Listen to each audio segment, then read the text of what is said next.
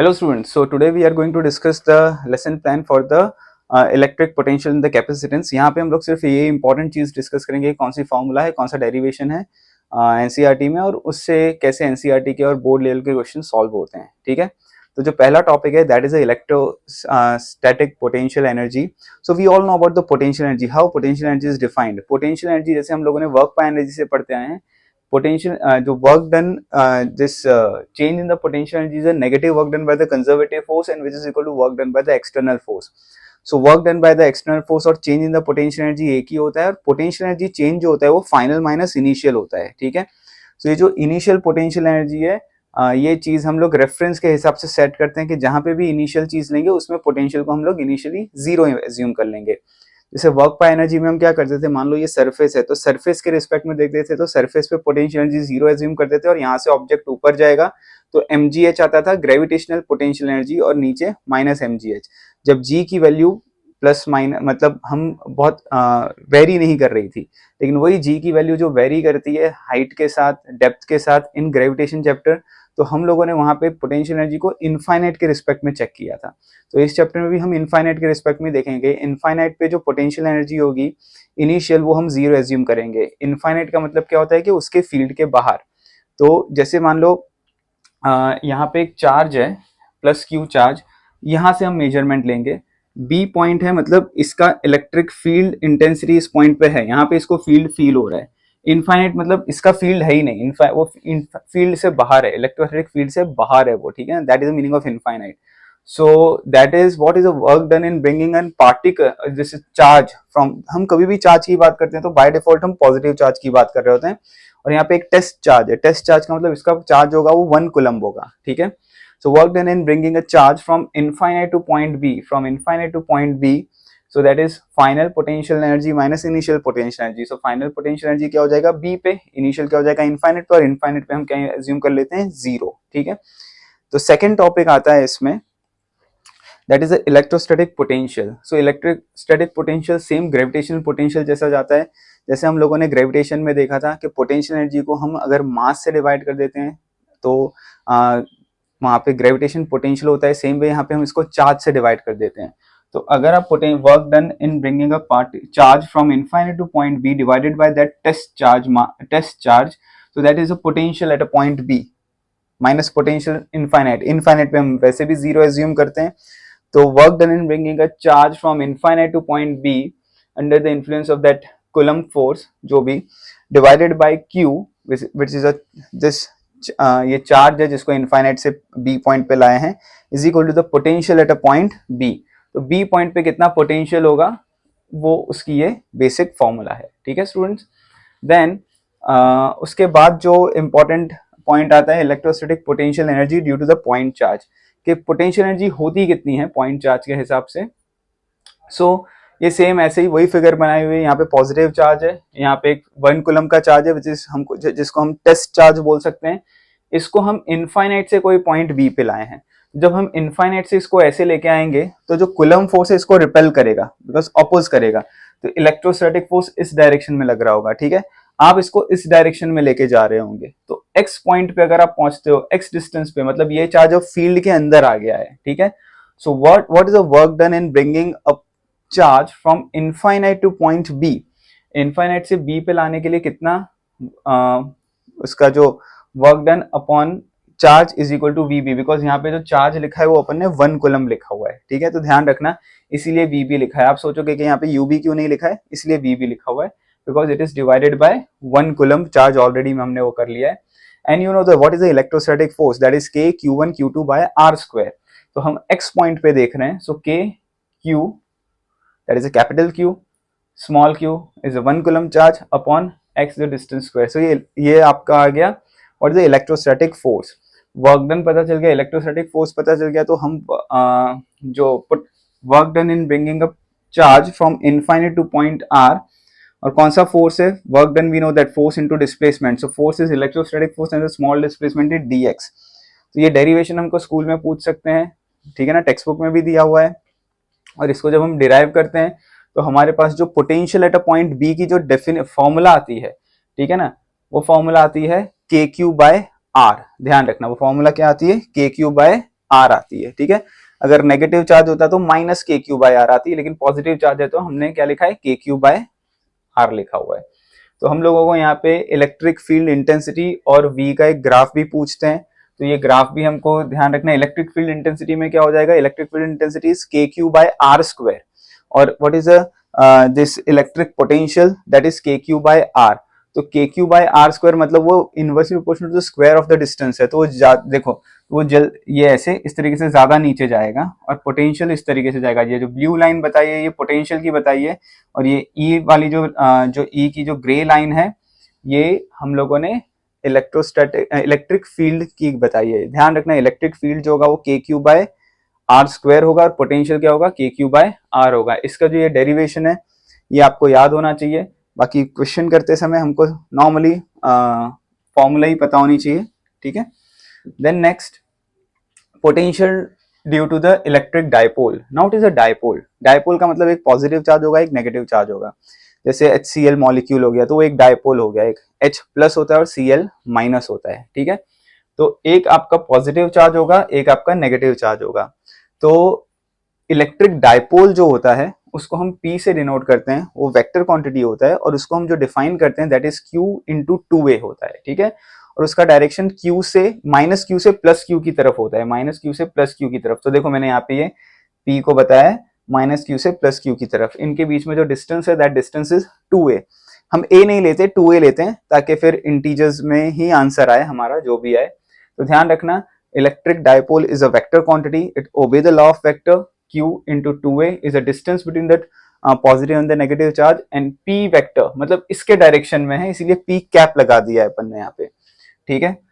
Now what is, अगर ये dipole है, ये नेगेटिव चार्ज है, ये नेगेटिव चार्ज है, ये पॉजिटिव चार्ज है, तो एक पॉइंट P पे हमको पोटेंशियल कैलकुलेट करना है कि इसकी वजह से पॉइंट P पे कितना पोटेंशियल होगा। आप समझ रहे हो, P पॉइंट पे, जैसे अभी इसके पहले हमने देखा कि यहाँ पे देखो इसके पहले वाले केस में कि ये पॉजिटिव चार्ज है, तो इस पॉइंट पे बी पॉइंट पे कितना पोटेंशियल होगा, तो K Q by our answer आया।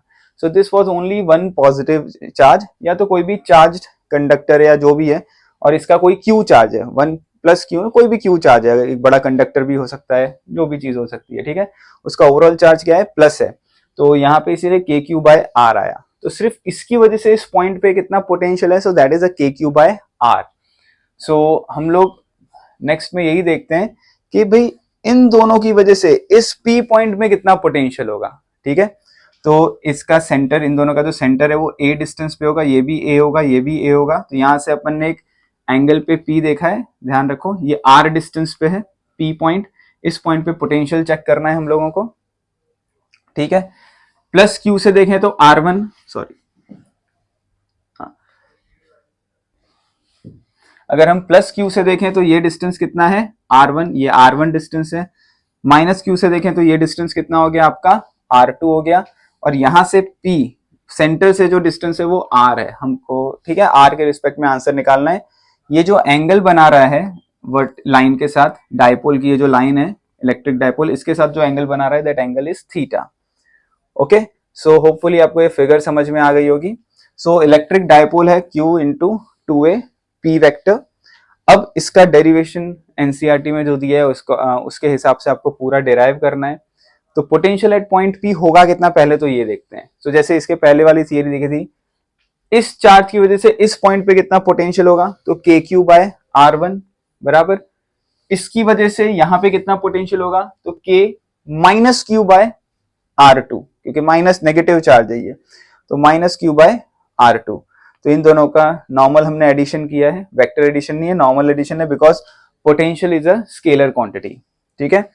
सो आफ्टर डिराइविंग इट, अगर आप इसको डिराइव करते हो इसमें मैथमेटिकली हम देखें बुक में, तो जो डेरिवेशन के बाद जो आता है, डेरिवेशन ध्यान रखना स्कूल एग्जाम में आता है, बोर्ड एग्जाम में आता है, तो बहुत इंपॉर्टेंट है। इसलिए लेसन प्लान का यही मतलब है पूरा चैप्टर नहीं समझाना, खाली क्या क्या एग्जाम में आता है और कौन सी फॉर्मूला इंपॉर्टेंट है वो चीज बतानी, ठीक है। सो जब हम डिराइव करके फाइनल आंसर लाते हैं तो फाइनल आंसर आता है P cos theta upon 4 pi epsilon not upon R square. तो ये 1 अपॉन 4 पाई एप्सिलॉन नॉट तो K होता है, ठीक है। इसी वैल्यू को P cos थीटा है, तो मैं P cos थीटा को P डॉट आर कैप भी लिख सकता हूं, क्योंकि देखो ये P cos theta P dot R cap, तो ये P का डायरेक्शन है, ये आर वेक्टर का डायरेक्शन है, तो ये अगर आर वेक्टर, ये आर इस डायरेक्शन में है तो आर का यूनिट वेक्टर भी इस डायरेक्शन में होगा, ठीक है ना। ये पूरा आर है तो उसका यूनिट वेक्टर आर कैप होगा। समझ में आई बात आपको? सो इन दोनों के बीच में एंगल कितना है, ये पी और आर, ये आर कैप हो गया, ध्यान रखना। तो ये पी है और ये आर कैप है। देखो बच्चों, ये आपका पी है और ये आर कैप है, इनके बीच में एंगल क्या है, थीटा। आर कैप भी वेक्टर है, पी भी वेक्टर है, तो वेक्टर वेक्टर को हम पी कॉस थीटा को पी डॉट आर कैप लिख सकते हैं, because P dot R cap is P into R, इसका मैग्नीट्यूड तो 1 होगा, तो यहाँ पे तो 1 ऑलरेडी मल्टीप्लाई हो गया है, और इनके बीच में एंगल थीटा है तो cos theta, because we know the formula A dot B is equal to A B cos theta, तो उससे P dot R is equal to P R cos theta, वो R is a unit vector, तो इसीलिए उसको 1 से multiply कर दिया। तो ये चीज ध्यान रखना स्टूडेंट, समझ में आई आपको बात? तो हमने यहाँ पे पी कॉस थीटा को इसलिए पी डॉट आर कैप लिख दिया हुआ है, ठीक है। आप पी कॉस थीटा भी लिख सकते हैं, so P dot R cap upon 4 pi epsilon naught R square. तो अगर इन दोनों के ये एंगल थीटा बाय 2 हो, मतलब अगर ये 90 डिग्री हो, तो v क्या हो जाएगा, 0 हो जाएगा। तो अगर इस पॉइंट पे हम पोटेंशियल देखें, ध्यान रखना, ये 90 डिग्री बना के हम पोटेंशियल इस पॉइंट पे देखें तो पोटेंशियल कितना आएगा, 0 आएगा, ठीक है ना। वही अगर हम 0 डिग्री पे देखें, मतलब अगर हम इसको 0 डिग्री कर दें, ये पूरे पी पॉइंट को इधर कहीं ले लें इस पॉइंट पे, तो अगर 0 डिग्री देखें तो आपका आंसर क्या आ जाएगा, के पी बाय आर स्क्वायर, ठीक है। और 180 डिग्री कर दें, मतलब पाए कर दें, मतलब इसको यहां से यहां घुमा के इधर नीचे कहीं लेके आए, तो आंसर क्या आ जाएगा, minus K P by R square. तो आपको ये तीनों आंसर याद रखना है, v 0 कब होगा, v के पी बाय आर स्क्वायर कब होगा, v minus K P by R square कब होगा, और एक general formula p dot R cap upon 4 pi epsilon naught into R square. आप इसको ऐसे भी याद कर सकते हैं, वेक्टर फॉर्म में भी लिखा हुआ याद कर सकते हैं, मैग्नीट्यूड फॉर्म में भी लिखा हुआ याद कर सकते हैं। तो ये बड़ा इंपॉर्टेंट डेरिवेशन है, स्कूल एग्जाम में आता है, बोर्ड एग्जाम में आता है, और क्वेश्चन सॉल्व करने के लिए काफी। Next is equipotential surface. Equipotential surface का मतलब होता है सरफेस पे पोटेंशियल सेम होना, पोटेंशियल चेंज नहीं होना। तो अगर पोटेंशियल सेम है तो हम वो जो हमें कोई वर्क डन नहीं करना पड़ेगा चार्ज को एक पॉइंट से दूसरे पॉइंट पे डिस्प्लेस करने के लिए। सो ये चीज ध्यान रखना, इक्विपोटेंशियल सरफेस क्या होती है। नेक्स्ट है कि what is the relation between the electric field and potential, E और पोटेंशियल v का रिलेशन क्या होता है। तो इसका भी डेरिवेशन बुक में दिया हुआ है, ध्यान से समझना, ये हमको याद रखना है कैसे आता है। ये एक प्लेट है जहां पे प्लस क्यू चार्ज है, इस चार्ज को ए से मान लो बी पे लेके आना है, ठीक है ना। यहाँ का पोटेंशियल v है, यहाँ का potential v minus D V है, मतलब ये प्लेट और इस प्लेट का पोटेंशियल में डिफरेंस है, ध्यान रखना। ये लोअर पोटेंशियल पे because v minus D V हो गया, ये हायर पोटेंशियल पे फॉर एग्जाम्पल। तो इलेक्ट्रिक फील्ड का जो डायरेक्शन होगा वो हमेशा हायर पोटेंशियल से लोअर पोटेंशियल की तरफ होगा, हाई टू लो, ये याद रखना। हमेशा जो इलेक्ट्रिक फील्ड का डायरेक्शन होता है वो हायर टू लोअर पोटेंशियल होता है, ठीक है। और मुझे क्या करना है, यहाँ पे इस चार्ज को ए से, और ए और बी के बीच में डिस्टेंस है वो कितना है, डी आर है। तो हम लोग अगर ये रिलेशन ध्यान रखना, E is equal to minus D V by D R, हम लोग को चार्ज एक पॉइंट से दूसरे पॉइंट पे लेके आना है, ठीक है। तो कितना वर्क डन करना पड़ेगा उसके हिसाब से ये रिलेशन भी डेवलप्ड होता है। एफ क्या होता है, क्यू ई होगा, एफ इज इक्वल टू ई हो जाएगा अगर ये चार्ज को हम 1 कूलम लेते हैं, और E is minus D V by D R. तो ये रिलेशन याद रखना, बहुत इंपॉर्टेंट रिलेशन है, आगे कैपेसिटेंस में भी आएगा ये, okay. Then what is the electric potential energy due to the system of charges. तो ये जो पॉइंट है ये सेम ग्रेविटेशन में जैसे पोटेंशियल एनर्जी पढ़ा था वही है। मान लो कि 3 पार्टिकल हैं या n नंबर ऑफ पार्टिकल्स हैं, सारे इनफाइनाइट पे हैं, सारे को लाके एक जगह इकट्ठा करना है हमको, ठीक है। तो मान लो पहले पार्टिकल को इनफाइनाइट से 1 पॉइंट पे ले आए, दूसरे को भी इनफाइनाइट से 2 पॉइंट पे लाए, तीसरे को इनफाइनाइट से लेके आए, और एक सिस्टम बनाया हमने। Now this system consist of 3 charges. तो उस पूरे सिस्टम में हमने इनफाइनाइट से पॉइंट पे लाने को 1 2 3 पॉइंट पे लाने के लिए हमने कितना वर्क डन किया, that is a stored potential energy in it. तो स्टोर्ड पोटेंशियल एनर्जी कितना हो जाएगा, 3 पार्टिकल है तो 1-2 रिलेशन होगा, 1-3 रिलेशन होगा, 3-1 रिलेशन होगा, मतलब उन सबके बीच में इंटरेक्शन होगा रिलेशन का मतलब। सो जैसे पोटेंशियल एनर्जी के Q1 Q2 upon R12 plus के Q1 Q3 R13 प्लस के Q2 Q3 अपॉन R23। सो इस हिसाब से ये पूरी पोटेंशियल एनर्जी होती है। यहाँ पे क्या है, एक स्पेस है, एक फ्री चार्ज रीजन है जहाँ पे कोई चार्ज नहीं है, कोई फील्ड नहीं है। हम इनफाइनाइट से वहां पे लाके एक चार्ज रख रहे हैं, फिर इनफाइनाइट से दूसरा चार्ज रख रहे हैं, फिर इनफाइनाइट से लाके तीसरा चार्ज रख रहे हैं। वो तीनों चार्ज मिलके एक सिस्टम बना रहे हैं। तो पूरे सिस्टम की पोटेंशियल एनर्जी कितनी हो रही है, ये हमने वो कैलकुलेट की है, ठीक है। और उसके बाद हमने ये इंपॉर्टेंट है कि what is the potential energy of charge in an external field. अगर जैसे इसमें हमने क्या किया, इनफाइनाइट से लाके चार्ज को रखा है एक फ्री चार्ज रीजन में। इसमें क्या किया है कि इलेक्ट्रिक फील्ड है और इनफाइनाइट से लाके चार्ज हम एक इलेक्ट्रिक फील्ड एक रीजन में रख रहे हैं, ठीक है ना। दोनों में डिफरेंस समझ में आया होगा आपको। Potential energy of a charge in a external electric field. तो इन सबके डेरिवेशंस बुक्स में दिए हुए हैं, कैसे हम करते हैं वर्क डन करके। तो वो सारे आपको याद होने चाहिए। ये सिर्फ फॉर्मूला बेस्ड है, ध्यान रखना। सारे एनसीईआरटी को एक बार फॉलो करना है। सिर्फ क्वेश्चन करने के लिए क्या क्या चीज हमें लेसन प्लान में बनाना है, हम उन्हीं चीजों को डिस्कस कर रहे हैं। सो इसको कैसे याद रखोगे, ये तो लिख ही दोगे पहले, ठीक है ना। लेकिन फील्ड ऑलरेडी प्रेजेंट है, तो उसकी वजह से और जो आपकी पोटेंशियल एनर्जी होगी वो कितनी होगी, Q1V1 plus Q2V2 plus Q3V3 plus ये सब तीनों, ठीक है। तो जो भी चार्ज को आप इनफाइनाइट से ला रहे हो इन अ इलेक्ट्रिक फील्ड रीजन, तो आपको क्या करना पड़ेगा, Q1V1 ऐड करना पड़ेगा, सेकंड के लिए Q2V2 ऐड करना पड़ेगा, थर्ड के लिए Q3V3 ऐड करना पड़ेगा, and plus this thing you have to add, which you have already studied this in gravitation thing। पता है ना आपको, Gm1m2 upon r square। वहां नेगेटिव इसीलिए होता था because that was an attractive in nature. यहाँ पॉजिटिव इसीलिए बिकॉज ये रिपल्सिव नेचर का है, बिकॉज दोनों चार्ज को हमने पॉजिटिव माना है। मान लो इसमें एक पॉजिटिव होगा एक नेगेटिव होगा, तो यहाँ पे ऑलरेडी नेगेटिव हो जाएगा, बिकॉज अगर एक पॉजिटिव होगा एक नेगेटिव होगा तो वो अट्रैक्ट करना चालू कर देंगे। अट्रैक्टिव फोर्स में हम लोग यहाँ पे एक नेगेटिव साइन लगाएंगे, क्योंकि ग्रेविटेशन फोर्स तो ऑलवेज अट्रैक्टिव इन नेचर होता है, इसलिए वहां नेगेटिव साइन लगाते हैं। तो होपफुली आपको ये चीज बच्चों समझ में आई होगी। सो ये भी आपको याद हो गया होगा। देन नेक्स्ट इज, अगर हमने कोई डायपोल है नेगेटिव और पॉजिटिव चार्ज, उसको एक्सटर्नल फील्ड में रखा तो क्या होगा। तो एक्सटर्नल फील्ड ई का ये डायरेक्शन है, from the higher potential to the lower potential. तो डायपोल को हमने एक एंगल पे रखा है, थीटा एंगल पे, ठीक है। तो जैसे आप डायपोल को अगर ऐसे रखोगे इस तरीके से, तो ये इलेक्ट्रिक फील्ड पॉजिटिव चार्ज को उधर ढकेलेगी और ये इलेक्ट्रिक फील्ड नेगेटिव चार्ज को इधर ढकेलेगी। तो ये जो डायपोल है ये ऐसे रोटेट होने लगेगा, ठीक है ना। अब अगर डायपोल ऐसे रोटेट होने लगा तो वो ऑटोमेटिकली ऐसे आके इक्विलिब्रियम में हो जाएगा। ये उसका इक्विलिब्रियम कंडीशन हो गया, इसे बोलते हैं स्टेबल इक्विलिब्रियम। समझ में आई बात। अब वो ऐसे ही रहेगा। अब मानो आपको क्वेश्चन पूछा है what is the potential energy stored in an external electric field. तो कितनी, जैसे हम लोगों ने स्प्रिंग ब्लॉक सिस्टम में देखा था, अगर स्प्रिंग ब्लॉक सिस्टम को एज इट इज रखो तो कोई पोटेंशियल एनर्जी स्टोर नहीं है। लेकिन अगर आप उसको पुल करके दूर लेके जाओ और छोड़ो, तो वही आपका जो वर्क डन होता है वो उसके अंदर पोटेंशियल एनर्जी फॉर्म में स्टोर होता है और वही काइनेटिक में कन्वर्ट होता है। तो यहाँ पे भी अगर आप इस डायपोल को छोड़ दोगे तो ऐसे हो जाएगा, ऑलरेडी इसमें कुछ नहीं है। लेकिन अगर मान लो आपने उसको ऐसे किया, ऐसे लेके गए एक एंगल पे, अब आप मान लो इसको पकड़ के एक्सटर्नल टॉर्क दे रहे हो, this is an external torque, वो खुद ब खुद जाएगा तो ऐसे जाएगा, तो ये नॉर्मल थिंग। बट आप एक्सटर्नल टॉर्क उतने ही मैग्नीट्यूड का दे रहे हो, तो आप उसके अगेंस्ट वर्क डन कर रहे हो, इलेक्ट्रिक फील्ड के अगेंस्ट। तो जो वर्क डन आप कर रहे हो वो उसके अंदर स्टोर्ड हो रहा है, ठीक है ना। सो that is a stored potential energy. तो वो स्टोर होगा, तो हमको वही कैलकुलेट करना है कि what is the potential energy of a dipole. वही पोटेंशियल एनर्जी कैलकुलेट करनी है कि हमने अगर मान लो इसको यहां से यहां पे लेके आए तो कितना वर्क डन करना पड़ा। तो work done in bringing this dipole from θ1 to θ2, मान लो इसको θ1 है, ये θ2 हो गया। टॉर्क आपने कितना टॉर्क लगाया और डी थीटा, ठीक है ना, कितना डिस्प्लेसमेंट हुआ है। For this small D theta we have applied this torque in this direction, this, ठीक है ना। तो जो टॉर्क की वैल्यू होती है, ध्यान रखना, टॉर्क का मैग्नीट्यूड जो होगा वो पीई साइन थीटा होगा, ठीक है। हाँ, you know the value of P, Q into 2a, P के डायरेक्शन में होगा। ये पी का डायरेक्शन भी दिया हुआ है मैंने। तो वर्क डन की जो फॉर्मूला डिराइव्ड होती है, ये भी फॉर्मूला बड़ी इंपॉर्टेंट है, डेरिवेशन इंपॉर्टेंट है।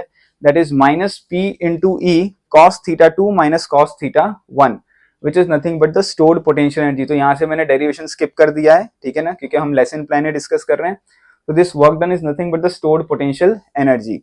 अगर हम इनिशियल एंगल को जीरो एज्यूम कर लेते हैं, देखो ध्यान देना, इनिशियल एंगल को जीरो एज्यूम कर लेते हैं, तो आपका ये आंसर आता है, means this work done is nothing, this is a potential energy only, this is a you only. But अगर आप इनिशियली को जीरो एज्यूम कर लेते हो तो ये थीटा के रिस्पेक्ट में आंसर दिया गया है, that U theta, U depend on theta, U is a function of theta is equal to minus P E cos theta. ठीक है। सो ये आपका रिस्पेक्टिव आंसर आ जाएगा, ध्यान रखना, क्लियर। सो यहाँ पे negative sign is due to the one charge is negative and another charge is positive. ये नेगेटिव आंसर क्यों है? बिकॉज एक चार्ज जो होगा वो नेगेटिव होगा, एक चार्ज क्या होगा? पॉजिटिव होगा, क्लियर। दूसरा, so it is attractive in nature, और इन केस यू, अगर आप थीटा को 0 पुट कर देते हो तो दिस पोटेंशियल इज, ये जो आंसर आएगा cos 0 कितना होता है? 1, तो आंसर क्या आ जाएगा? Minus P E. So it's a stable equilibrium, तो एकदम स्टेबल इक्विलिब्रियम होगा। ये ऐसे हो गया, मतलब स्टेबल, कुछ नहीं होना। लेकिन अगर आप इसको ऐसे घुमा कर ऐसे पूरे इधर लेके चले जाओगे तो 180 डिग्री पे रखोगे तो यू 180 पे पोटेंशियल एनर्जी क्या हो जाएगा? पॉजिटिव हो जाएगा, तो वो हाईली अनस्टेबल होगा। ऐसे रखोगे, थोड़ा भी खिसकाओगे तो वो घूम के इधर आ जाएगा। समझ में आई बात आपको? मान लो ऐसा है, थोड़ा भी ये डिस्प्लेस होगा तो ये घूम के पूरा ऐसे आ जाएगा। अनस्टेबल इक्विलिब्रियम, हमने वर्क बाय एनर्जी में ही पढ़ा था स्टेबल और अनस्टेबिलिटी क्या होती है। स्टेबल का मतलब होता है थोड़ा भी इधर उधर डिस्प्लेस करो वापस जहां पे पहले जैसा हो जाएगा, और अनस्टेबल का मतलब थोड़ा भी डिस्प्लेस करोगे तो वो वहां से चला ही जाएगा। तो अगर पूरा इसको 180 डिग्री पे रखा है और थोड़ा भी आप डिस्प्लेस करोगे तो घूम के वापस ये इस तरीके से आ जाएगा, ठीक है। So this is the potential energy of a dipole in an external field. ये फॉर्मूला याद रखना है, माइनस पीई कॉस थीटा, और ये कंडीशन स्टेबिलिटी और अनस्टेबिलिटी की आपको याद होनी चाहिए। Then what is the capacitor? Capacitor का मतलब होता है कि भाई एक कंडक्टर है, उसके अंदर हमको चार्ज को स्टोर करना है, उसकी कैपेसिटी को हमको बढ़ाना है। जितना ज्यादा स्टोर हम चार्ज उसमें करते जाएंगे उतनी उसकी कैपेसिटी बढ़ती जाएगी। तो जो कैपेसिटेंस का कैपेसिटी फॉर्मूला है, क्या होता है? कैपेसिटेंस, ठीक है ना। किसी भी कंडक्टर में, मेटल स्फीयर में, अगर हम कोई वी पॉइंट पे देखें, कोई भी पॉइंट पे देखें, ये पॉइंट अगर आर डिस्टेंस पे है तो पोटेंशियल कितना होगा? के क्यू अपॉन आर। और अगर ये सरफेस पे है तो कितना हो जाएगा? के क्यू अपॉन कैपिटल आर, ठीक है। तो ये हमारा कैपेसिटर का फॉर्मूला होता है, C is equal to Q upon V, ठीक है ना। Q is a charge, V is the potential. कौन से पॉइंट? तो नॉर्मली कोई भी चार्ज्ड कंडक्टर में सारे चार्ज कहाँ पे होते हैं? सरफेस के ऊपर होते हैं, ठीक है। तो अगर हमको किसी भी कंडक्टर का, मान लो एक कंडक्टर है स्फीयरिकल शेप में, उसका कैपेसिटेंस को बढ़ाना है, कैपेसिटी को बढ़ाना है, तो हमको उसका पोटेंशियल को कम करना होगा। तो हमारे इस पूरे टॉपिक का एक ही फॉर्म है कि आप पोटेंशियल कम करते जाओ। जितना पोटेंशियल को कम करोगे उतना कैपेसिटी क्या होगी? बढ़ने लगेगी, उतना वो चार्ज को ज्यादा स्टोर कर सकता है और हमारे लिए वो आगे उतना यूजफुल हो सकता है, ठीक है।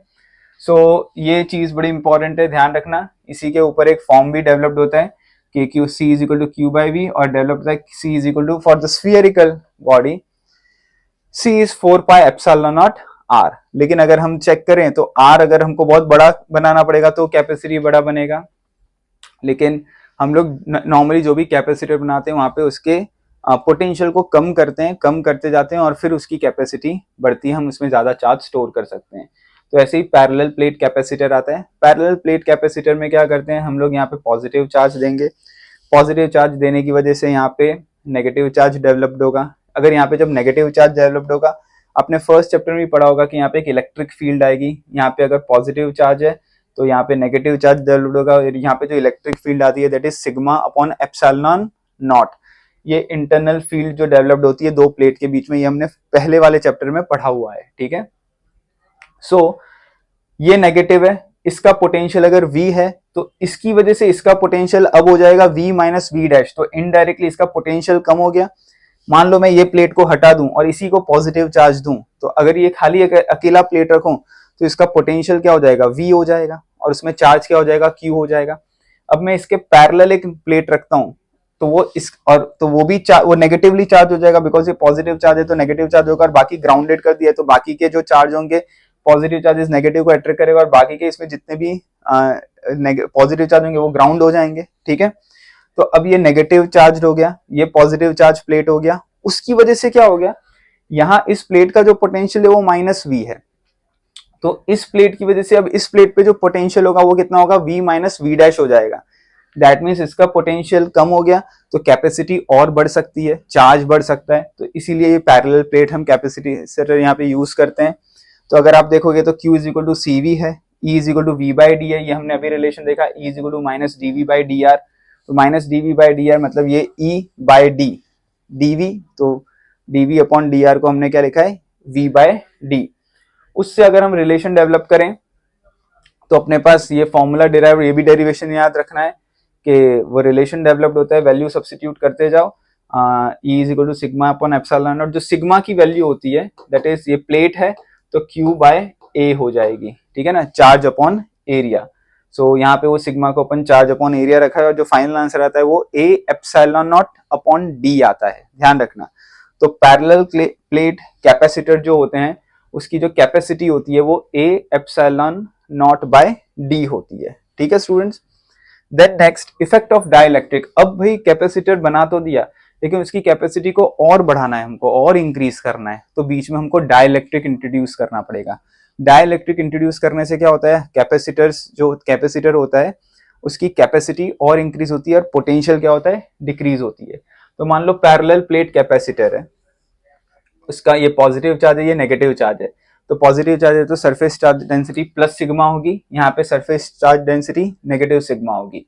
इनिशियल अगर हमने इसके बीच में डाइलेक्ट्रिक इंट्रोड्यूस ही नहीं किया हुआ है, ठीक है, तो ये हमने अभी डेवलप किया relation E is equal to sigma upon epsilon not, ये इनके बीच की जो इलेक्ट्रिक फील्ड होगी।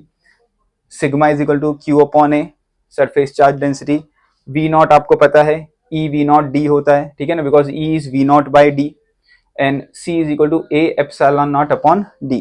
तो ये सब इनिशियली चीजें हैं। After dielectric is introduce, dielectric जब भी हम देखते हैं तो उसकी K की वैल्यू ग्रेटर देन 1 होती है, ये ध्यान रखना है।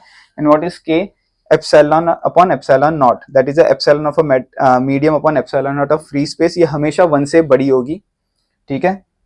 ध्यान रखना मैं यहाँ पे ज्यादा वो नहीं कर रहा हूँ आपको डिटेल में, बस हम सिर्फ फॉर्मूलाज और इंपॉर्टेंट थिंग देख रहे हैं, ये डेरिवेशंस भी याद रखने हैं आपको। तो आफ्टर डेरिवेशन जब आप चेक करते हो तो C is equal to C not K आ जाता है। दैट मीन्स जो फाइनल कैपेसिटेंस आता है उसमें यहाँ K मल्टीप्लाई हो जाएगा, मतलब वो आंसर क्या आ जाएगा, दिस इनटू K आ जाएगा, इसलिए C नॉट K लिखा है। C इंक्रीज हो गया यहाँ पे बिकॉज K की वैल्यू 1 से बढ़ा है तो कैपेसिटी बढ़ गई डाइलेक्ट्रिक डालने से। डाइलेक्ट्रिक हमने ऐसे डाला है बीच में, ठीक है ना, तो ये नेगेटिव चार्ज इधर हो गया, पॉजिटिव चार्ज ये नेगेटिव इधर हो गया, पॉजिटिव इधर, नेगेटिव प्लेट के साथ पॉजिटिव चार्ज आएगा, पॉजिटिव के साथ नेगेटिव आएगा, तो ऐसे पूरा यहाँ पे डाइलेक्ट्रिक एक मीडियम बन जाएगा, ठीक है। आपका जो पोटेंशियल हो गया वो कम हो गया, हमारा वही काम है पोटेंशियल को कम करना, तो V नॉट बाय के हो गया, ठीक है। इलेक्ट्रिक फील्ड कितनी हो जाएगी, E नॉट बाय के। तो हमको ये सारे फॉर्म क्वेश्चन सॉल्व करने के लिए याद होने चाहिए, ठीक है स्टूडेंट्स। देन स्पेशल केस, अगर हमने पार्शियली फील्ड रखा है डाइलेक्ट्रिक तो क्या होगा, पार्शियली फील्ड मतलब इनके बीच में डिस्टेंस d है, थिकनेस t है और यहाँ पे जो k है डाइलेक्ट्रिक कांस्टेंट वो E नॉट बाय के है और बाकी बीच में एयर है, तो क्या आंसर आएगा। तो यहाँ पे जो कैपेसिटेंस आता है, पोटेंशियल आता है, वो पोटेंशियल याद रखना E not D minus T by D minus T होगा, ये एयर रीजन का है। और डाइलेक्ट्रिक रीजन का क्या होगा, E not by K into T, because V is equal to E D.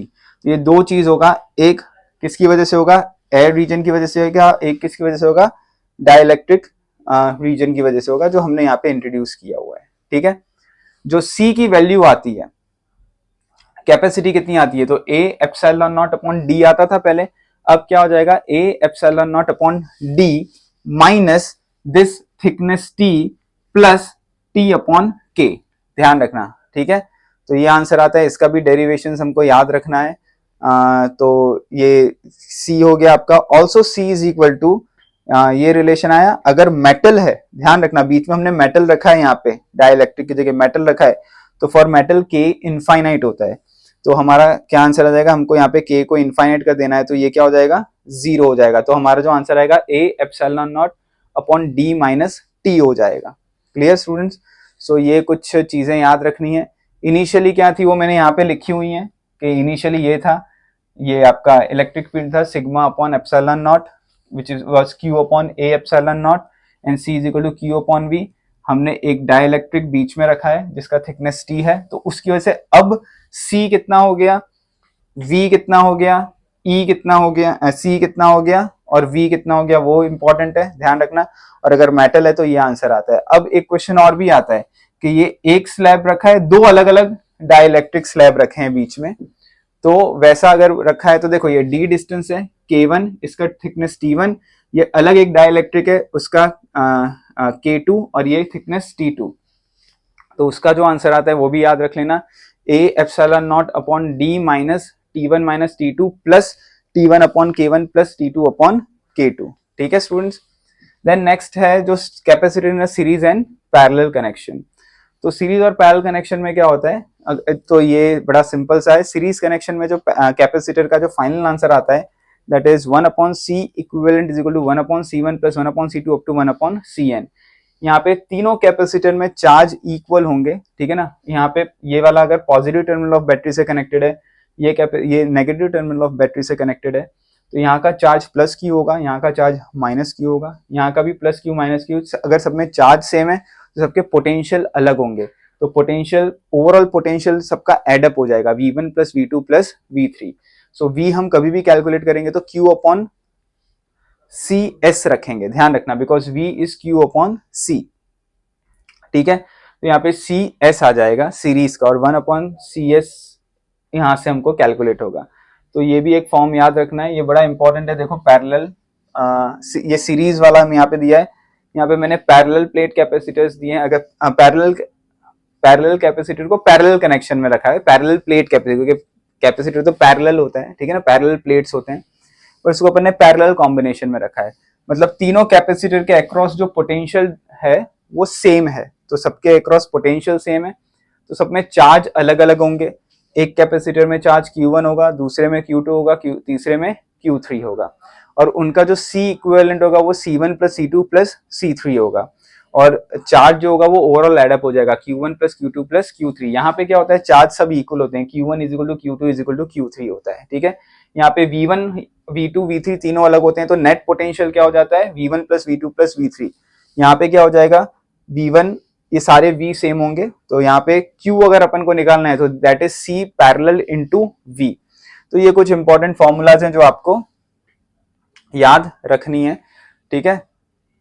फिर एनर्जी, ये भी एक डेरिवेशन बड़ा इंपॉर्टेंट है कि जब कैपेसिटर को चार्ज करते हो तो उसके अंदर कितनी एनर्जी स्टोर्ड होती है, ठीक है। तो दैट इज जो भी वर्क डन करना पड़ेगा against the field, that is Q square upon 2C, ये आंसर आता है। Also you know that Q is equal to CV होता है, और half CV square and half QV। तो ये वाले आंसर तीनों work energy stored in capacitor में आपको याद रखने हैं।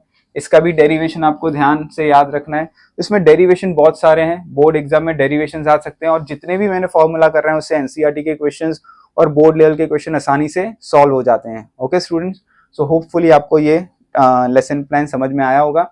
ये लेसन प्लान आपको चैप्टर कंप्लीट होने के बाद एक पेज में बना के इसे रेगुलरली देखना है। रेगुलरली देखोगे तो आप भूलोगे नहीं, और डेरिवेशन याद करना है वो अलग है। ये लेक्चर में मैंने सिर्फ आपको क्या इंपॉर्टेंट फॉर्मूला एनसीईआरटी में दिया है कि ताकि लास्ट डे एग्जाम के पहले आपको सिर्फ सुनना हो, तो सुन के आप फॉर्मूला देख के याद कर सकते हो। ठीक है students, thank you.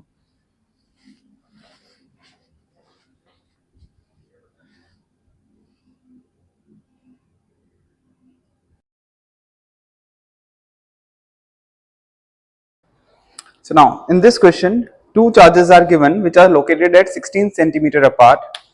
Okay, so here there are the two charges which are located at 16 centimeter apart from each other.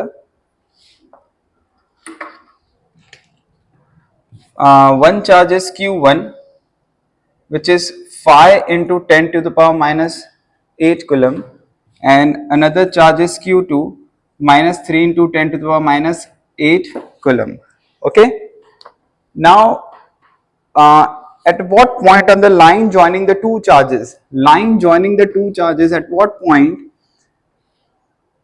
Electric potential is zero, take the potential at infinite to be constant. हमको पता है infinite पे we have to take a potential at infinite to be zero. हमको ये पता है कि infinite पे पोटेंशियल कितनी होती है, जीरो होती है, ठीक है। पोटेंशियल भी जीरो लेते हैं हम इनफाइनाइट, और पोटेंशियल एनर्जी भी हम क्या लेते हैं, जीरो लेते हैं। तो मान लो लेट पॉइंट P, यहाँ पे इस पॉइंट P पे पोटेंशियल हम लोग इमेजिन करते हैं जीरो। ये जो टोटल डिस्टेंस है इन दोनों के बीच में जो डिस्टेंस है that is 16 centimetre, it is given 16 centimetre. So इसको मैं x ले लेता हूं तो ये 16 माइनस x हो जाएगा इतना, ठीक है। ये पॉइंट P जो है, ये पॉइंट P कहीं भी लाई कर सकता है, ये दो चार्ज के रीजन में बीच में स्पेस में कहीं भी लाई कर सकता है, वो यहां भी लाई कर सकता है, अंदर भी लाई कर सकता है, लेकिन हमको पूछा है line joining the two charges. तो अगर ये दो चार्जेस को ज्वाइन करने वाली जो लाइन है, तो पॉइंट P एक इंटरनल लेते हैं और एक एक्सटर्नल भी हो सकता है, ठीक है। सो जो एक्सटर्नल है वो हम यहाँ पे Q एज्यूम कर लेते हैं, कि वो Q पॉइंट पे है एक्सटर्नल, सो मान लीजिए वो यहाँ से वो ये मैंने Y इमेजिन कर लिया, ठीक है। सो यहाँ पे टोटल दो केस पॉसिबल है, एक पॉइंट P पे भी पोटेंशियल जीरो हो सकता है और एक पॉइंट Q पे भी पोटेंशियल जीरो हो सकता है, ठीक है। सो एट पॉइंट P हम इमेजिन करते हैं कि suppose let at point P की मैं बात करूं, तो पॉइंट P पे क्या हो जाएगा, पोटेंशियल की फॉर्मूला क्या होती है, पोटेंशियल की जो फॉर्मूला होती है that is V is equal to K Q by R, this is a basically formula. तो एट पॉइंट P जो पोटेंशियल होगा वो कितना हो जाएगा, हमारे पास जो चार्ज दिया that is K Q one upon 16 minus x plus के क्यू टू अपॉन एक्स, ठीक है। सो ये जो Q2 चार्ज है ये नेगेटिव चार्ज है, इसलिए मैं यहाँ पे माइनस साइन पुट कर दूंगा, ठीक है। और हमको बोला है पोटेंशियल को जीरो करना है, सो इसी इज इक्वल टू जीरो कर दिया। K की वैल्यू डालेंगे, Q की वैल्यू डालेंगे, अगर हम K और Q की वैल्यू डालेंगे, जैसे K की वैल्यू और यहाँ पे माइनस, क्योंकि because Q2 is a negative charge, और जब हम रिस्पेक्टिव वैल्यूज इसमें डालेंगे तो जैसे यहाँ पे जो वैल्यू दी है, एक चार्ज जो है that is 5 into 10 to the power minus 8, दूसरा चार्ज जो है that is minus 3 into 10 to the power minus 8, तो ये K कॉमन और कैंसिल आउट हो जाएगा यहाँ से, ठीक है। चार्ज 1 कितना है अपने पास, और ये अगर मैं यहाँ पे लिखूं तो Q1 upon 16 minus X is equal to Q2 upon X, बराबर। तो दोनों साइड पे 10 टू माइनस 8 भी कैंसिल आउट हो जाएगा, तो 5 upon 16 minus x and 3 upon this is x। इसको अगर आप सॉल्व करते हो तो x की वैल्यू आती है 6 सेंटीमीटर, ठीक है। x की वैल्यू क्या आती है, 6 सेंटीमीटर। तो ये आपका एक पहला आंसर आया। दूसरा, अगर पॉइंट आउटसाइड है लाइन, जैसे Q पॉइंट पे हमको पोटेंशियल इमेजिन करना है कि मान लो जीरो है, तो क्या हो जाएगा वहां पे पोटेंशियल जीरो हम इमेजिन करते हैं एट पॉइंट Q हम इमेजिन करते हैं, ठीक है। सो यहाँ पे क्या हो जाएगा, इस पॉइंट Q पे इसकी वजह से कितना पोटेंशियल होगा, तो के Q1 अपॉन 16 प्लस वाई, बराबर, because this is 16 plus y, minus because ये नेगेटिव चार्ज है के Q2 upon y equal to zero. तो इसको अगर आप सॉल्व करोगे तो के तो कॉमन कैंसिल आउट हो जाएगा, ठीक है ना, पावर भी कैंसिल आउट हो जाएंगे। सो यहाँ पे हमारे पास जो आंसर आएगा that is Q1 and Q2 के बाद रिस्पेक्टिवली जो भी हमारे पास फॉर्मूला आएगी that is 5 upon 16 plus y equal to 3 upon y, and the value of y comes out to be 24 centimetre after solving this question. So hopefully आपको ये question समझ में आया होगा, ठीक है ना। स्पेस में ऐसे बहुत सारे पॉइंट हो सकते हैं, जैसे यहाँ पे भी मैं इमेजिन कर सकता हूँ, बट वो लाइन ज्वाइनिंग नहीं है, ठीक है ना। बाहर भी इमेजिन कर सकते हैं कि यहाँ पे भी पोटेंशियल जीरो है, ठीक है। जैसे हम लोगों ने इसके डेरिवेशन में भी देखा हुआ है, एनसीईआरटी में जो दिया हुआ है कि अगर दो डायपोल हैं, डायपोल के इस पॉइंट पे परपेंडिकुलर अगर हम देखेंगे तो पोटेंशियल जीरो होता है, लेकिन यहाँ पे बोला है लाइन ज्वाइनिंग पे आंसर निकालना है। तो होपफुली आपको ये समझ में आया होगा।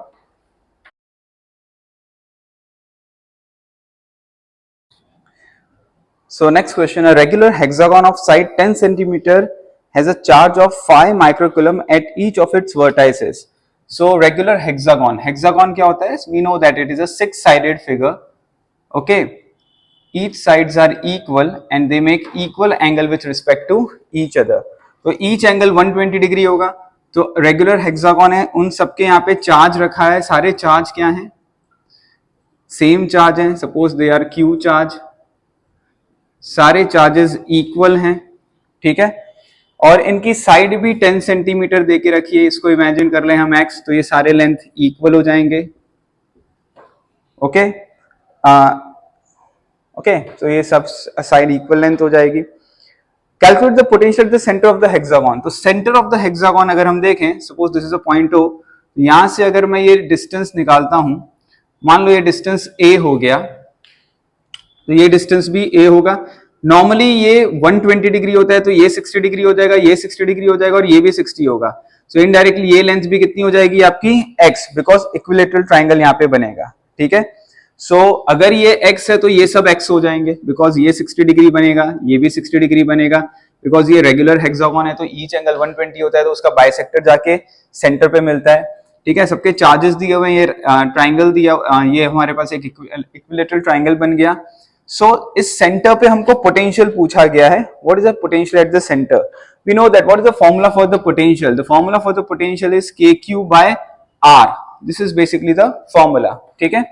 सो इस पॉइंट O पे इन सब के वजह से कितने पोटेंशियल होंगे, तो एक, जैसे सपोज मैं बोलूं नेट पोटेंशियल, सपोज ये चार्ज Q है तो इसकी वजह से कितना होगा KQ अपॉन ये डिस्टेंस कितना है x, okay.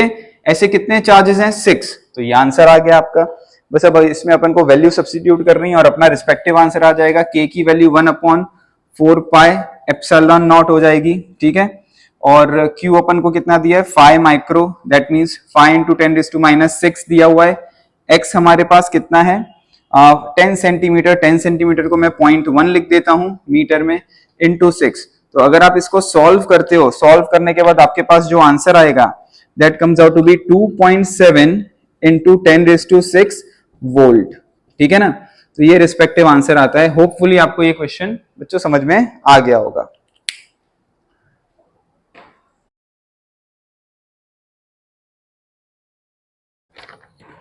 Now student next example, थोड़ा फर्स्ट जैसे ही एग्जांपल है ये।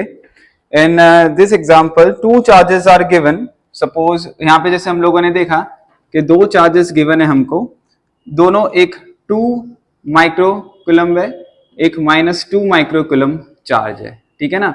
सो और इनके बीच में जो डिस्टेंस है that is 6 centimetre. Same question first के जैसे ही है, द डिस्टेंस इज 6 सेंटीमीटर। तो यहाँ पे सबसे पहले तो क्वेश्चन में पूछा गया है identify the equipotential surface of the system and what is the direction of the electric field at every point on this surface, ठीक है। तो इक्विपोटेंशियल का मतलब होता है कि एक हमको एक ऐसा सरफेस बताना है जहां पे पोटेंशियल सेम है, ठीक है। तो हम क्या करेंगे भाई, पोटेंशियल सेम होना चाहिए। तो पोटेंशियल सेम होने का मतलब सबसे पहले तो ये, अगर ये 2 चार्ज है तो यहाँ पे एक ऐसा पॉइंट सेंटर पे आएगा, बिकॉज दोनों चार्ज इक्वल है। तो ये पॉइंट सेंटर पे, ये O पॉइंट पे यहाँ पे पोटेंशियल 0 हो जाएगा, ठीक है ना। इस पॉइंट O पे जो यहाँ से 3 सेंटीमीटर पे है, यहाँ से भी 3 सेंटीमीटर पे है। द रीजन इज ये पॉजिटिव चार्ज है, ये नेगेटिव चार्ज है, तो eight the centre potential is 0। तो हमको ये पता चल गया कि पोटेंशियल सेंटर पे 0 है। अब हमको इस वाले फिगर में ये आइडेंटिफाई करना है कि इक्विपोटेंशियल सरफेस कहाँ पे होगा, ठीक है। तो हम इसको कैसे करेंगे, इसको मैं थोड़ा वर्टिकल बना देता हूं तो इजी रहेगा कंस्ट्रक्शन और आपको ही बनाने में। जैसे मान लीजिए कि ये दोनों चार्ज है +3, this is +2 microcoulomb and this is -2 microcoulomb. ये लाइन ज्वाइनिंग दिस 2 चार्जेस है, और ये मतलब इसको मैं स्ट्रेट लाइन ही बना देता हूं। और ये है अपना सेंटर C, मान लो इसको मैं C सेंटर बोल देता हूं, क्योंकि ये इक्वल चार्ज है। तो सेंटर C पे जो 3 सेंटीमीटर और 3 सेंटीमीटर हम देखें तो इसी पॉइंट पे पोटेंशियल क्या होगा 0 होगा। अगर इस पॉइंट पे पोटेंशियल 0 होगा तो हम क्या करते हैं, इसी पॉइंट पे एक सरफेस इमेजिन करते हैं जो कि इक्विपोटेंशियल सरफेस होगा। ये हमने एक सरफेस इमेजिन कर लिया, ये पूरे सरफेस पे पोटेंशियल क्या हो जाएगा, इक्वल पोटेंशियल होगा। तो मान लो ये एक पॉइंट P है यहाँ पे, ठीक है। तो यही क्वेश्चन पे पूछा है, identify the equipotential surface of the system and equipotential surface has the same potential at every point on it. तो इस पे हर एक पॉइंट पे पोटेंशियल क्या होगा, सेम होगा, ठीक है। एंड चार्ज, मान लो यहाँ पे अपना पोटेंशियल क्या है 0। नाउ हम यहाँ पे क्या देखेंगे, at any point on this plane your potential is always 0। तो भाई ये तो पता चल गया पोटेंशियल हर एक पॉइंट पे 0 है। तो सरफेस एक बना दिया अपने इमेजिनरी सरफेस। सेकंड में ये बताना है what is the direction of the electric field at every point on the surface. तो what is the direction of electric field, electric field का डायरेक्शन क्या होगा। तो देखो हमको ये पता है कि the direction of the electric field is basically from the higher potential toward the lower potential, ठीक है। एंड ये भी पता है कि इलेक्ट्रिक फील्ड जो होता है वो परपेंडिकुलर डायरेक्शन में होता है इक्विपोटेंशियल सरफेस के। The direction of the electric field is always perpendicular to the equipotential surface. So अगर मैं इस चार्ज की वजह से यहां पे फील्ड देखूं तो देखो इस पॉइंट पे वो ऐसे होगा, इस डायरेक्शन में होगा, ठीक है। और अगर इस चार्ज की वजह से हम देखें, अगर यहां पे इसको ज्वाइन करते हैं, ये नेगेटिव, यहां पे अगर हम देखें तो ये ऐसे कुछ डायरेक्शन में होगा, बिकॉज ये नेगेटिव चार्ज है तो इलेक्ट्रिक फील्ड इस डायरेक्शन में होगी, ये पॉजिटिव चार्ज है तो इलेक्ट्रिक फील्ड इस डायरेक्शन में होगी। इन दोनों का जो नेट होगा वो बीच में कहीं पे होगा। तो ये हो गया electric field, net electric field, ठीक है ना, इन दोनों का ये नेट आ गया यहाँ पे, इसका और इसका, ये इलेक्ट्रिक फील्ड इसकी वजह से है, ये वाला इलेक्ट्रिक फील्ड नेगेटिव चार्ज की वजह से है, और ये electric field perpendicular the surface आ गया। तो देखो ये हो गया अपना इक्विपोटेंशियल सरफेस, जहां पे पोटेंशियल हर एक सरफेस पे इक्वल हो गया, और इलेक्ट्रिक फील्ड का जो डायरेक्शन है वो परपेंडिकुलर टू द सरफेस हो गया। तो क्वेश्चन में यही पूछा गया है, identify the equipotential surface of the system and what is the direction of electric field at every point on the surface. So direction of the electric field is perpendicular to the surface. Hopefully आपको ये figure और example समझ में आया होगा बच्चों।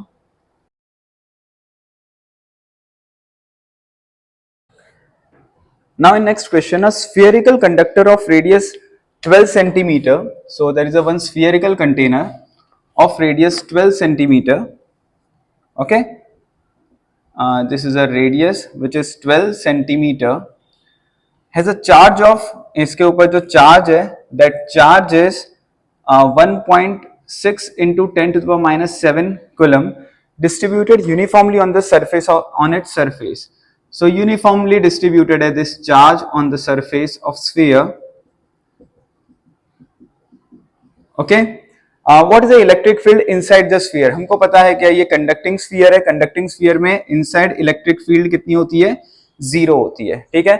On surface for radius, मतलब suppose मैं इसको कैपिटल आर की जगह आर बता दूं, तो इनसाइड तो 0 हो गया, एंड ई की वैल्यू क्या होती है, के क्यू अपॉन आर स्क्वायर होती है, if R is greater than और इक्वल टू आर, ठीक है ना। आर या तो सरफेस पे है या तो रेडियस से बड़ा है, तो हमारी जो E की वैल्यू होती है वो के क्यू बाय आर स्क्वायर होती है, ठीक है ना। तो फर्स्ट का आंसर तो 0 आ गया है।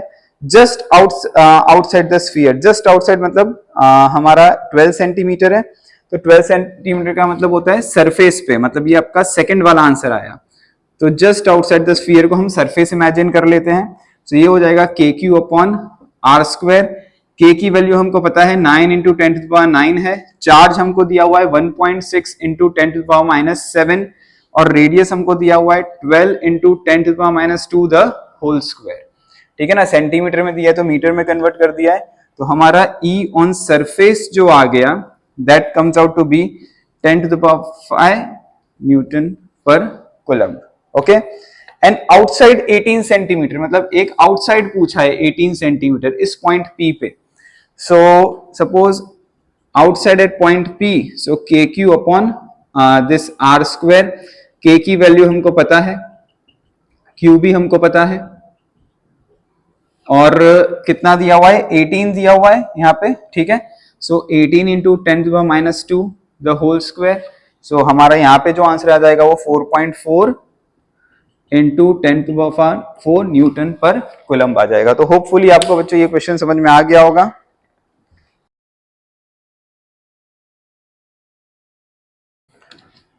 Now next question, a parallel plate capacitor with the air between the plate of the capacitance of 8 picofarad, एक पैरेलल प्लेट कैपेसिटर है, ठीक है ना, कैपेसिटर है नॉर्मली, और इसका एरिया A है मान लीजिए, एंड इसका कैपेसिटेंस आपको दिया गया है, कैपेसिटेंस इज 8 पिकोफैराड। हमें कैपेसिटेंस की फॉर्मूला पता होती है, epsilon not A, epsilon not into A upon D, where D is the distance between the two parallel plate, ठीक है। हमें ये पता है कि इसके अंदर हम कुछ भी डाइलेक्ट्रिक फील करते हैं तो कैपेसिटी बढ़ती है, क्योंकि कैपेसिटी बढ़ती है बिकॉज पोटेंशियल कम हो जाता है, पोटेंशियल कम होता है, इलेक्ट्रिक फील्ड कम होता है, और कैपेसिटेंस बढ़ती है। ये चीज ध्यान रखना, कैपेसिटेंस कितना टाइम्स बढ़ता है, K टाइम्स बढ़ता है, फील्ड कितने टाइम्स कम होता है, 1 अपॉन K टाइम्स वो कम हो जाता है, और पोटेंशियल भी 1 अपॉन K टाइम्स वो कम हो जाता है, वेयर K इज डाइलेक्ट्रिक्स, ठीक है ना, सो कांस्टेंट। तो ये चीज हमको पता है। तो यहाँ पे भी अगर हम चेक करें तो कैपेसिटेंस आपको 8 पिकोफैराड दिया हुआ है।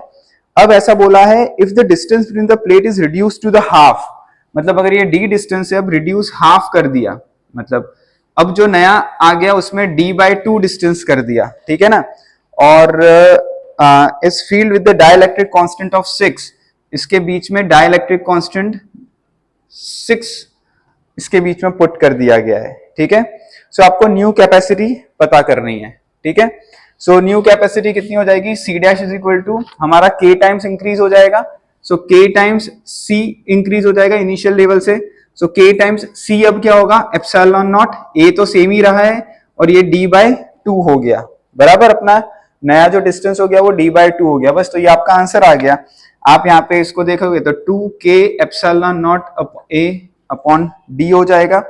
दैट मीन्स अगर हम चेक करेंगे तो epsilon not a upon d, ठीक है, ये क्या हो जाएगा c हो जाएगा, तो 2kc हो गया ये अपना, ठीक है। सो 2k की वैल्यू 6 दी और c की वैल्यू 8 पिको फैराडे थी, तो हमारा ये जो रिस्पेक्टिव आंसर आ जाएगा वो कितना आ जाएगा 6 8 96 पिको फैराडे आ जाएगा, ठीक है। तो सिंपल सा क्वेश्चन था स्टूडेंट्स।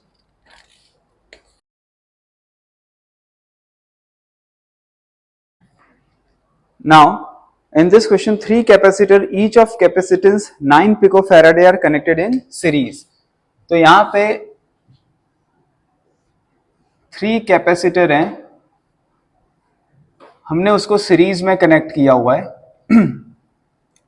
ईच का कैपेसिटेंस 9 पिकोफैराडे है, ओके। मान लो ये positive terminal of the battery है, ये negative terminal of the battery है, ठीक है। तो ये प्लस क्यू चार्ज होगा यहाँ पे कभी भी, और यहाँ पे क्या हो जाएगा minus Q charge. whenever the capacitors are in series connection, charges in all capacitor are same. तो यहाँ पे भी क्या चार्ज होगा प्लस क्यू, यहाँ पे भी क्या होगा माइनस क्यू, यहाँ पे भी प्लस क्यू, यहाँ पे भी क्या होगा माइनस क्यू चार्ज होगा, ठीक है। What is the total capacitance of the combination? So first जो इसमें पूछा है, so that is 1 upon C equivalent can be written as 1 upon C1 plus 1 upon C2 plus 1 upon C3. Because जब capacitor series में होता है तो उसका इक्विवेलेंट कैपेसिटेंस इस तरीके से हम लोग कैलकुलेट करते हैं। तो यहाँ पे अगर C इक्विवेलेंट आप कैलकुलेट करोगे तो ये हो जाएगा आपका 3 टाइम्स ऑफ 3 अपॉन C हो जाएगा, बिकॉज सब C1 C2 C3 सब इक्वल हैं। So this will become 3 times 3 upon C। So ये आंसर जो आपका आएगा, this comes out to be C upon 3 और C की वैल्यू 9 दिया हुआ है, सो 3 पिको फैराडे हो जाएगा, ठीक है। तो स्टूडेंट्स आपको होपफुली ये पहला ए पार्ट आ गया होगा। सेकंड में पूछा है what is the potential across the each capacitor if the combination has a supply of 120 volt. So जब भी कैपेसिटर सीरीज में होता है तो सबके अक्रॉस जो पोटेंशियल होता है वो डिफरेंट होता है, ठीक है। सो पोटेंशियल हर एक के अक्रॉस डिफरेंट होगा। सो टोटल पोटेंशियल होगा V1 plus V2 plus V3। सो हम यहाँ पे हमें ये भी पता है we can write down V can be written as Q upon C, ठीक है। So Q can be written as, हमको यहाँ पे जो Q चार्ज पहले पता करना पड़ेगा कि टोटल चार्ज है कितना। So Q can be written as this V into C, this C is C equivalent, ठीक है। 120 वोल्ट का सप्लाई दिया हुआ है हम लोगों ने यहाँ पे, एंड C इक्विवेलेंट आपका 3 पिको फैराडे आ गया। सो आपका जो टोटल चार्ज आया है that total charge is 360 pico coulomb. ये आपका बेसिक आंसर आया total charge. So potential difference across each capacitor कितना होगा, potential difference across each capacitor, ठीक है ना। So potential difference across each capacitor कितना हो जाएगा V upon Q by C। Q हमको पता चल गया 360 और C हमको पता है 9। सो ये हमारा जो आंसर आ जाएगा that comes out to be 40 volt, ठीक है ना। 40 वोल्ट आ जाएगा हमारा यहाँ पे आंसर। तो 40 volt is basically the potential across the each capacitor, ठीक है। सो सिंपल सा क्वेश्चन है स्टूडेंट्स ये भी।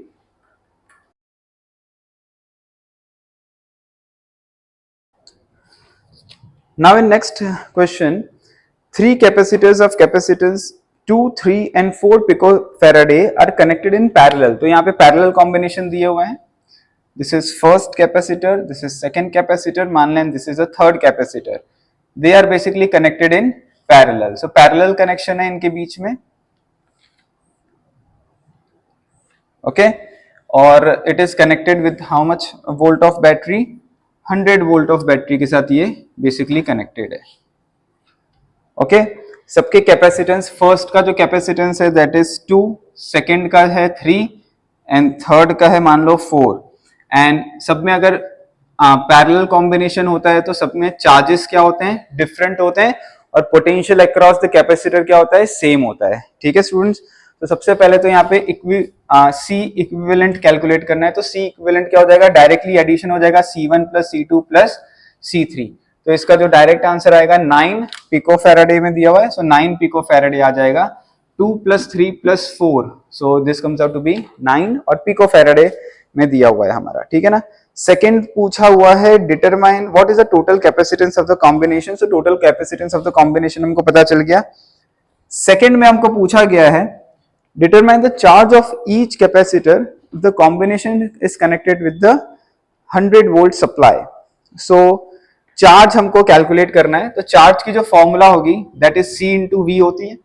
तो फर्स्ट में हो जाएगा C1 इंटू वी। पोटेंशियल हमको पता है कि across each capacitor potential is same, तो C1 कितना है हमारे पास 2 पिको फैराडे, सो 2 इंटू 10⁻⁻12 वोल्ट कितना है 100 वोल्ट। तो आपका ये रिस्पेक्टिव आंसर आ जाएगा सॉल्व करने के बाद 200 नॉर्मली पिको कूलम ये आंसर आएगा आपका, ठीक है ना। 2 इंटू 100 इज 200 और 10⁻10 को मैंने पिको में रहने दिया है।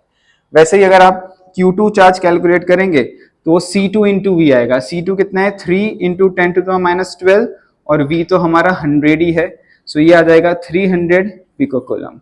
और Q3 कितना आ जाएगा C3 इंटू वी। C3 कितना है 4 इंटू 10⁻12 और V कितना है 100, सो 400 पिको कूलम आ जाएगा। तो ये आपका रिस्पेक्टिव आंसर आ गया स्टूडेंट्स।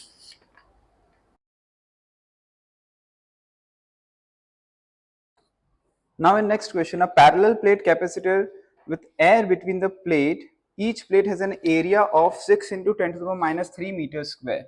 सो दो पैरेलल प्लेट कैपेसिटर है हमारे पास, ठीक है।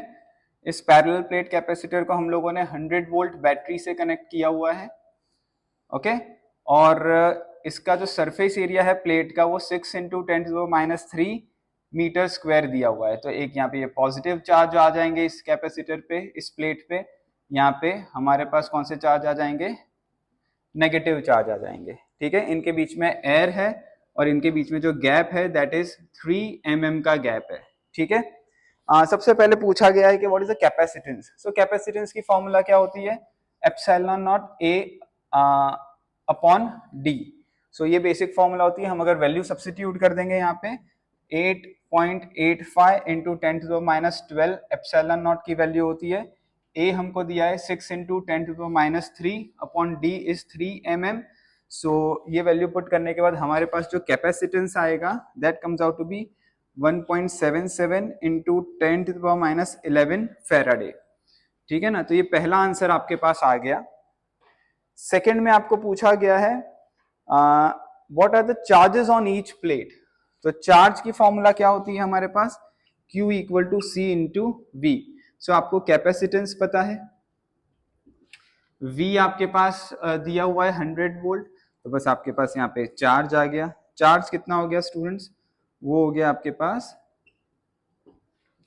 1.77 इंटू 10⁻⁹ कूलम, ठीक है। सो ये सिंपल सा क्वेश्चन है कैपेसिटर का, नोट डाउन कर लें।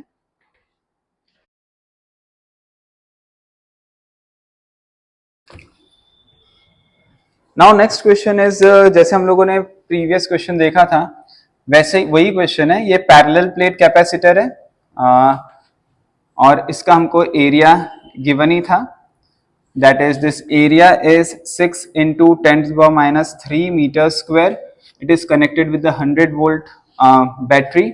This is basically the positive charge and this is a negative charge, ठीक है। इनके बीच में जो डिस्टेंस था दैट वाज 3 mm।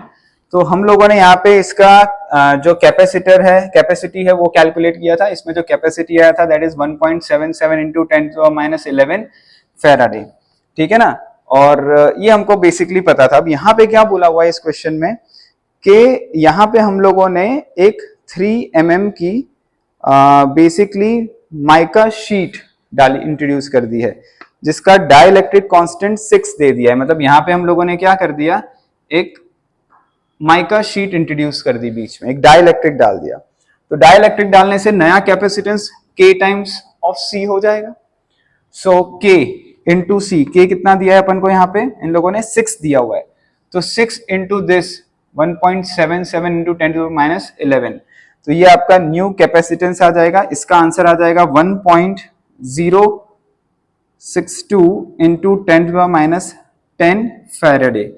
ये आपका न्यू कैपेसिटेंस आ गया, ठीक है। अब इसमें फर्स्ट पार्ट पूछा हुआ है कि अगर वोल्टेज कनेक्टेड ही रखते हैं, हम वोल्टेज को रिमूव नहीं करते, सो explain what would happen if in the capacitor 3 mm thick mica sheet were inserted between the plate while the voltage supply remained connected, ठीक है ना। so and after the supply was disconnected, तो पहले में बोला है कि भाई वोल्टेज को कॉन्स्ट रहने ही दिया है और माइका शीट को इंट्रोड्यूस कर दिया है, तो उससे कैपेसिटी क्या हो गई आपकी, ये सी डैश हो गई, इंक्रीज हो गई। कैपेसिटी इंक्रीज होने से V क्या है, यहाँ पे तो V लगा के ही रखा है हमने, अप्लाई करके रखा है, 100 वोल्ट है, तो चार्ज क्या हो जाएगा, नया जो चार्ज हो जाएगा उस पे C डैश V हो जाएगा, बिकॉज वोल्टेज बोल के रखा है कांस्टेंट है, उसको हटाया नहीं गया है, वोल्टेज हमने उतना ही 100 वोल्ट अप्लाई करके रख रहे हैं, तो ये C डैश की वैल्यू आप पुट कर दो,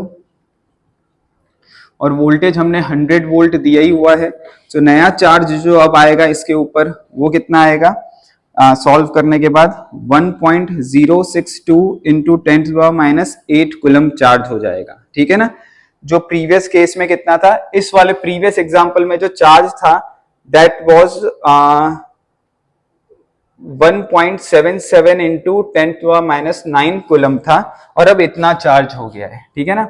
सो हमारे यहाँ पे चार्ज, अब ये न्यू चार्ज आ गया Q डैश। फिर सेकेंड पार्ट में क्या बोला इन लोगों ने कि भाई सेकेंड पार्ट में आपने इस वोल्टेज को हटा दिया है, after supply was disconnected, supply को अगर डिसकनेक्टेड कर दोगे तो क्या होगा, अगर सप्लाई को हम डिसकनेक्टेड कर देंगे तो चार्ज तो भाई जितना है उतना ही रहेगा, चार्ज तो इधर उधर जाना नहीं है, बिकॉज सप्लाई बंद कर दी, अब चार्ज तो कहीं जाने से रहा, ठीक है ना। सो और Q रिमेन मतलब कांस्टेंट हो गया, ठीक है ना, और V को डिसकनेक्ट कर दिया है, तो नया V डैश कितना आ जाएगा, सो Q अपॉन C डैश, ठीक है ना। तो Q अभी कितना है अपने पास, जो भी इसमें ऐसा बोला हुआ है कि after the supply was disconnected, अगर सप्लाई को डिसकनेक्ट कर देते तो क्या होता, तो हमारा पुराना चार्ज इतना था, समझ में आया ना, मतलब अगर हम लोग सप्लाई को डिसकनेक्टेड कर देते तो क्या होता, जैसे फॉर एग्जांपल पहले बोला है कि सप्लाई को रहने देते और माइका शीट को इंट्रोड्यूस करते, ठीक है। दूसरे में बोला है कि भाई सप्लाई को रिमूव कर देते और माइका शीट इंट्रोड्यूस करते, ओके। तो अगर आप सप्लाई को रहने देते और माइका शीट इंट्रोड्यूस करते तो ये आंसर आते, कैपेसिटी बढ़ जाता है और चार्ज ये आपका नया आ जाता है, ठीक है। दूसरे में क्या बोला है कि भाई आप मतलब आप माइका शीट तो इंट्रोड्यूस करो और सप्लाई भी हटा दो, तो आपका चार्ज था कितना पहले, 1.77 इंटू 10⁻⁹ कूलम था, और अब कैपेसिटी माइका शीट की वजह से इंक्रीज हो गई, कैपेसिटी अब कितनी हो गई, 1.062 इंटू 10⁻⁻ हो गई। तो अब जो पोटेंशियल ड्रॉप होगा V होगा वो आपका आएगा 16.67 वोल्ट, ठीक है। तो होपफुली ये समझ में आया होगा, क्वेश्चन बड़ा सिंपल है, ध्यान रखना थोड़ा लैंग्वेज कॉम्प्लेक्स हो जाता है कहीं पे, कि फर्स्ट पार्ट में क्या बोला गया है कि जैसे अपन माइका शीट इंट्रोड्यूस करते हैं तो ये हमें पता, माइका शीट ही बोला हुआ है ना, हाँ माइका शीट इंट्रोड्यूस करते हैं तो यहाँ पे कैपेसिटी क्या हो जाता है, इंक्रीज हो जाता है, और बोला है कि उसी के साथ आपको क्या करना है कि वोल्टेज को कनेक्टेड ही रखना है, तो चार्ज आपका ये आ गया, ठीक है ना, तब यही होगा। और अगर आप वोल्टेज को हटा देते हो माइका शीट इंट्रोड्यूस करने के बाद, तब आपका वोल्टेज ड्रॉप इतना हो जाता है, ठीक है स्टूडेंट्स। तो यहाँ से ध्यान रखना, C बढ़ जाता है, चार्ज भी आपका बढ़ जाता है, बिकॉज कभी भी आप डाइलेक्ट्रिक इंट्रोड्यूस करते हो तो आपका चार्ज इंक्रीज हो जाता है। तो देखो पहले चार्ज इतना था, चार्ज बढ़ गया डाइलेक्ट्रिक के साथ। दूसरे में क्या बोला गया है कि उन लोगों ने ऐसा बोला है कि भाई माइका शीट तो हटाई लेकिन कनेक्शन भी हटा दिया, पोटेंशियल डिफरेंस जो इसके अक्रॉस था वो भी हटा दिया, तो नया पोटेंशियल डिफरेंस कितना आ गया कैपेसिटर की वजह से, सो दैट इज 16.67।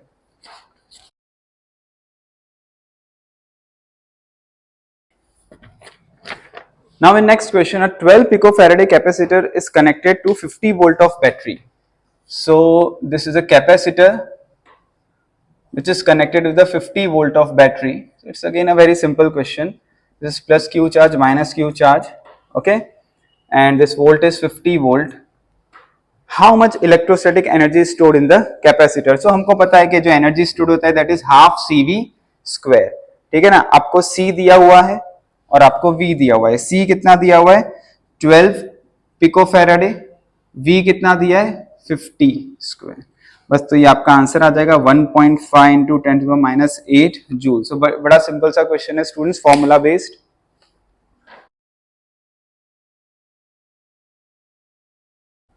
ओके, सो ये क्वेश्चन है, इसमें क्या दिया हुआ है कि एक कैपेसिटर है 600 पिको फैराडे का, इसको हम लोगों ने 200 वोल्ट बैटरी के साथ कनेक्ट किया हुआ है और ये चार्ज्ड है already because we have connected it with the battery. और एक दूसरा सेम कैपेसिटी का कैपेसिटर है, इसको चार्ज नहीं किया गया है और फिर क्या कर रहे हैं, इसके सप्लाई को रिमूव कर रहे हैं और इसको इसके साथ कनेक्ट कर रहे हैं। इसको इसके साथ कनेक्ट कर रहे हैं मतलब हम इसके साथ पैरेलली कनेक्ट कर रहे हैं। पैरेलली कनेक्ट करेंगे तो क्या होगा, क्वेश्चन में ये आगे बताया, how much electrostatic energy is lost in this process. तो सबसे पहले तो क्या होगा कि इनिशियल पोटेंशियल एनर्जी कितनी है, तो U1 प्लस U2। U1 आपको पता है हाफ CV स्क्वायर होता है, तो हाफ C1 V1 स्क्वायर, और इसके पास तो कोई एनर्जी है ही नहीं बिकॉज ये चार्ज है ही नहीं, तो वो जीरो हो गया। तो हाफ C1 आपका जो आएगा that is C1 is 600 into 10⁻12 हो जाएगा, और जो वोल्टेज है वो दिस है, तो यहां से आपके पास जो आंसर आ रहा है दैट इज 12 इंटू 10⁻6 जूल, ये आपकी initial potential energy of the system आ रही है। ठीक है, फिर हमने इसमें से सप्लाई हटा दी और इसको इसके साथ पैरेलली कनेक्ट कर दिया। तो पैरेलली कनेक्ट कर दिया तो भाई कितनी एनर्जी लॉस हो गई, तो फाइनली जो अगर हम देखें फाइनल पोटेंशियल एनर्जी वो हो जाएगा हाफ। जब हमने इसको सप्लाई से डिस्कनेक्ट करके इसके साथ कनेक्ट किया तो यहाँ पे जो चार्ज था और यहाँ पे चार्ज सेम ही रहेगा, मतलब इसके पास तो कोई चार्ज नहीं था, मान लो इसके पास Q चार्ज था, तो अब दोनों को जब पैरेलली कनेक्ट कर दिया है तो चार्ज Q ही रहने वाला है, वो तो चेंज होने नहीं वाला। ठीक है स्टूडेंट्स, सो यहाँ पे जो फाइनल पोटेंशियल एनर्जी होगी सिस्टम के पास वो हाफ हो जाएगा Q² C इक्विवेलेंट। ठीक है ना, तो Q तो उतना ही था जितना पहले वाले केस में था, तो Q की वैल्यू क्या होती है C1 V1, तो C1 basically Q is equal to CV होगा, तो Q² can be written as C1² into V1²। क्यों, क्योंकि हमको पता है कि ये जो चार्ज था वो यही वाला चार्ज है, इसका जो चार्ज था Q, अब वो दोनों कनेक्ट हुए हैं तो टोटल चार्ज तो कंजर्व्ड ही रहेगा क्योंकि नया चार्ज तो आया ही नहीं है कहीं से भी, इसलिए इसे C1 V1² लिख दिया। C इक्विवेलेंट क्या लिखेंगे हम, C1 प्लस C2 लिख देंगे बिकॉज पैरेलली कनेक्टेड है। बस अपना ये फाइनल पोटेंशियल एनर्जी आ गया अपने पास। तो अगर यहाँ पे हम वैल्यू सब्स्टिट्यूट करेंगे तो उसके बाद हमारे पास जो लॉस हो जाएगा that is UI minus UF, ये इतनी एनर्जी हमारे पास क्या होती है, लॉस होती है। और जब आप यहाँ पे C1 V1 ये सब वैल्यू डाल के U1 निकालेंगे, UF निकालेंगे और UI माइनस UF करेंगे तो आपके पास जो आंसर आएगा वो 6 इंटू 10⁻6 जूल आने वाला है। तो होपफुली स्टूडेंट्स आपको ये समझ में आ गया होगा पूरा क्वेश्चन। अच्छा क्वेश्चन है ये, नोट कर लेना बच्चों।